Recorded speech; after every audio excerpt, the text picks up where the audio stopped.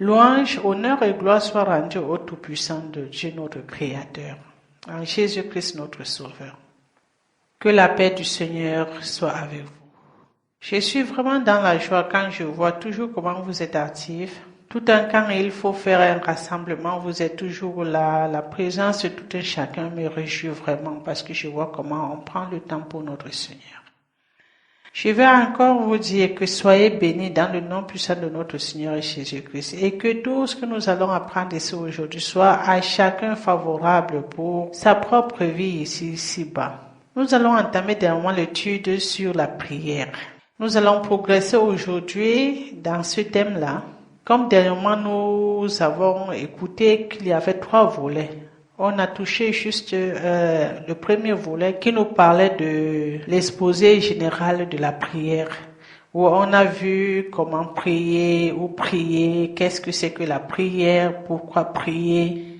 Et aujourd'hui, nous allons entrer dans le deuxième volet qui nous parlera de la requête à l'inspiration, où je vous expliquais dernièrement la requête, une demande.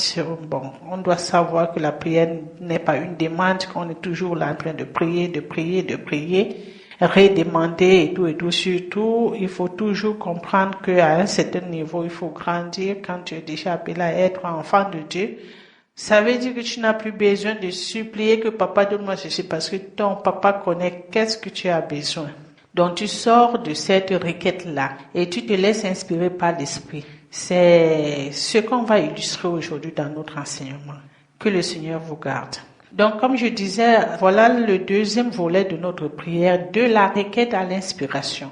J'aimerais attirer votre attention ici, dans cette étude. Nous allons parler de la prière d'une vision très rare et peut-être encore pas connue. Comme je l'ai souligné quelque part, le centre de la foi est la prière. La prière est le point moteur de la fondation de la vie chrétienne, voire même la vie d'un enfant de Dieu. Comme je venais de le dire au départ, la vision de la prière a été complètement dérivée, car nous avons fixé la prière sur les besoins matériels, ce qui est tout à fait le contraire de la pensée de Dieu. Le thème d'aujourd'hui de la requête à l'inspiration montrera que nous passons vraiment du temps dans la prière qui parfois devient une requête matérialisée.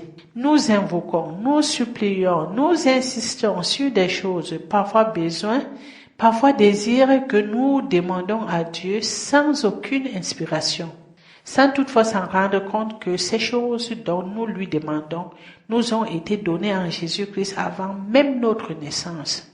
La prière, c'est pas ça. C'est vraiment pas ça. Ignorons-nous que tout a été créé et que le Créateur créa l'homme après qu'il eut assuré que tout conditionnait parfaitement avec la vie de l'homme sur terre. Nous devons savoir que le matériel, Dieu nous en est donné avant même notre existence. Il savait bien le besoin de l'homme sur terre. Il a tout apprêté pour l'homme avant même que l'homme soit créé. Compte tenu de ce que je vous expose ici, je pense que plusieurs parmi vous poseraient la question de savoir à quoi sert alors la prière, si vraiment cela était vrai. La prière devient-elle inutile? Je dirais tout premièrement que ces propos ne sont pas les miens. Quand je dis tout a été déjà donné, on n'a pas besoin de supplier, de redemander. Ces propos sortent des Saintes Écritures et sont bel et bien vrais. Ceux qui veulent vérifier, vous noterez ces versets et vous les lirez après, à la maison, quand vous avez le temps. Et surtout, n'oubliez pas de noter les questions aussi. Quelqu'un lit et puis il y a des questions, notez ça pour la prochaine séance. L'alimentation de l'homme sur terre est citée dans Genèse 1, du verset 1 jusqu'à 29. L'histoire de la création. Il faut lire ce paragraphe, vous comprendrez ce que je veux vous dire par là. Et pour les relations ou la production, il faut voir les versets 27-28. Pour la prospérité, voir les promesses de l'Éternel. Je cite juste quelques livres ici car elles sont très nombreuses. Si on regarde dans Josué 1 au verset 8, on va trouver la promesse de Dieu, la promesse de la prospérité. Ou bien Somme 1, on peut lire de 1 jusqu'à 5, on trouvera toujours la promesse de la prospérité. Ou l'épître de Paul aux Philippiens, là où il demande de ne pas s'inquiéter. L'épître de Paul aux Philippiens, le chapitre 4, verset 17, etc., etc. Il y en a plein, comme je vous ai dit. La prière devient-elle inutile? Donc, après avoir vu tout ça, Nous allons toujours poser la question de savoir, mais pourquoi on prie? Oui, je vous dirais que la prière devient inutile si elle se limite à la requête. C'est-à-dire juste demander à Dieu, oh mon Dieu, donne-moi ceci, donne-moi cela, ce qui est le cas le plus connu aujourd'hui. Nous passons tout le temps à demander, sans toutefois s'en rendre compte que tout ce que nous demandons, nous en avons. Comme je l'ai souligné dans l'avant-propos, la prière doit être pour nous un acte de reconnaissance envers notre Créateur. Le reconnaître comme ton Créateur et ton Dieu, le Père qui est aux cieux. La prière doit être l'acte de foi, dont la foi confessée. Car c'est à toi qu'appartient le règne. Oui, c'est toi qui règnes et diriges ma vie. La puissance, il n'existe aucun autre Dieu devant moi à part toi. Aucune autre puissance devant moi est autant puissant que toi. Tu es l'unique et le véritable. La gloire, toute la gloire te soit rendue. Ou l'acte d'invocation de sa présence, la présence de l'Esprit Saint, le pain quotidien, que nous soyons toujours dirigés par l'Esprit. D'autre part, l'acte de confession et d'instruction, l'état de nos âmes. Lui présenter mes faiblesses en lui rendant grâce qui détermine la confiance que je mets en lui. Nous allons lire un passage pour illustrer notre thème de ce soir, nos Bibles.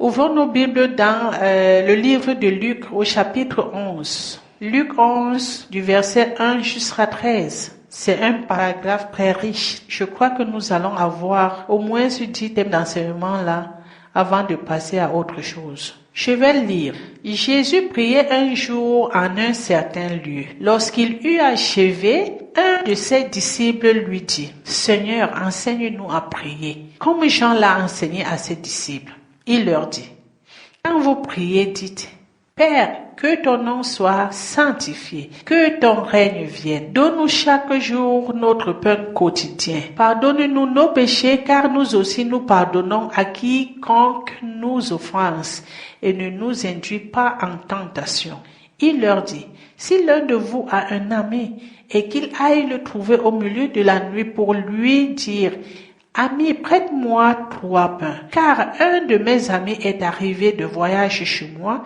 et je n'ai rien à lui offrir. » Et si, de l'intérieur de sa maison, cet ami lui répondait, « Ne m'importune pas, la porte est déjà fermée, mes enfants et moi sommes au lit, je ne puis me lever pour te donner des pains. » Je vous le dis, même s'il ne se levait pas pour les lui donner, parce que c'est son ami, il se livrerait à cause de son importunité et lui donnerait tout ce dont il a besoin. Et moi je vous dis, demandez et l'on vous donnera, cherchez, vous trouverez, frappez et l'on vous ouvrira. Car quiconque demande reçoit, celui qui cherche trouve, et l'on ouvre à celui qui frappe. Quel est parmi vous le père qui donnera une pierre à son fils s'il lui demande du pain? Ou s'il demande un poisson, lui donnera-t-il un serpent au lieu d'un poisson? Ou s'il demande un œuf, lui donnera-t-il un scorpion? Si donc, méchants comme vous êtes, vous savez donner de bonnes choses à vos enfants, à combien plus forte raison le Père Céleste donnera-t-il le Saint-Esprit à ceux qui le lui demandent? Ouf! Le premier point qui doit attirer notre attention ici dans ce paragraphe, c'est l'attitude des disciples de Jésus. Ils passaient tout le temps avec leur maître et voyaient tout ce qui se produisait à son travers.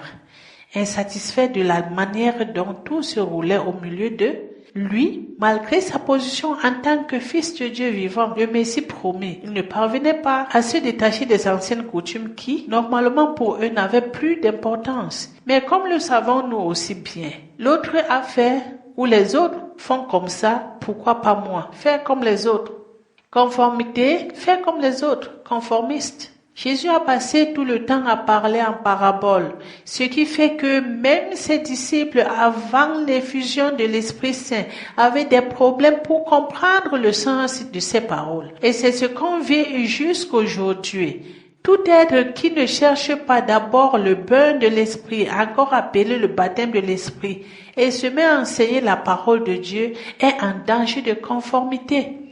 Ce dernier ne reçoit aucune inspiration venant de Dieu, sinon de la captivité. Il tombe dans le fléau des autres. Les autres ont fait comme si, je vais aussi faire comme ça.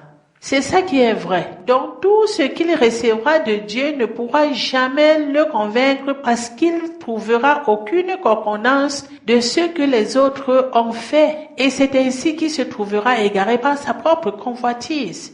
Les disciples demandèrent à Jésus de leur enseigner à prier comme Jean l'a fait pour ses disciples. Les disciples du Seigneur n'étaient pas satisfaits du nouveau système que leur maître leur donnait ou leur présentait.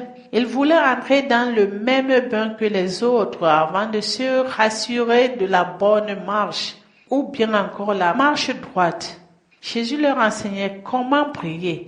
Mais ce qu'on doit remarquer ici, que Jésus n'a pas enseigné aux disciples à prier, mais comment prier. Après qu'il ait fini, il dit encore, si l'un de vous a un ami et qu'il aille le trouver au milieu de la nuit pour lui dire, ami, prête-moi 3 pains, car un de mes amis est arrivé de voyage chez moi et je n'ai rien à lui offrir.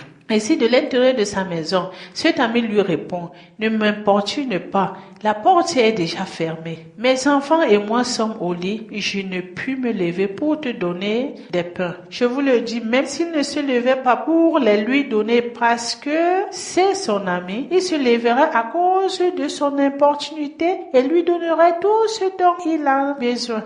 Voyons un peu la pensée du Seigneur dans ce verset. Jésus dit, je vous le dis, même s'il ne se levait pas pour les lui donner, parce que c'est son ami, il se lèvera à cause de son importunité et lui donnerait tout ce dont il a besoin. Qu'est-ce que ce verset veut nous apprendre ici? Ce verset nous révèle la pensée du Seigneur ici. Il veut dire aux disciples que vous le désirez, je vous le donne. Mais telle n'était pas ma volonté. À cause de votre importunité, je vous le donne.